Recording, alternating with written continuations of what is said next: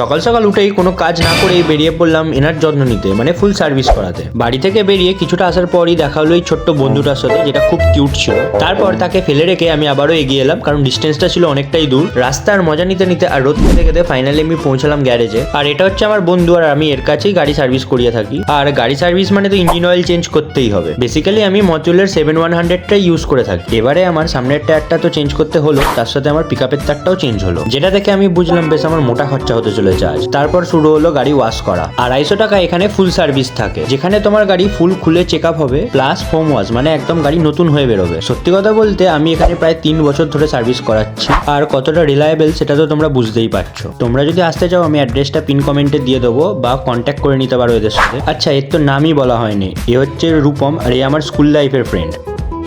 এখানে প্রায় 4-5 ঘন্টা কাটানোর পর ফাইনালি আমার গাড়িটা সার্ভিস হয়ে উঠলো, আর যেটা দেখতে লাগছিল একদম নতুন। মনে তো হচ্ছে আর একটা দুটো সার্ভিসের মধ্যে এয়ার ফিল্টারটা পাল্টাতে হবে, বাট যাই হোক, এখন তো হাওয়া মেরে কাজ চালিয়ে নিয়েছি। বাট হ্যাঁ, তোমরা যদি কোনোদিনও গাড়ি সার্ভিস করাতে আসো এখানে, হাতে টাইম নিয়ে এসো, কারণ আমি এসেছিলাম 11:30টার সময়, আর এখন বাজে প্রায় 4:30। সো বাকিটা ইতিহাস। বাট যাই বলো, সার্ভিস করানোর পর গাড়ি একদম স্মুথ হয়ে যায়। ভিডিওটা কেমন লাগলো সেটা কমেন্ট বক্সে জানাও, আর গেস করো আজ আমার কত খরচা হয়েছে।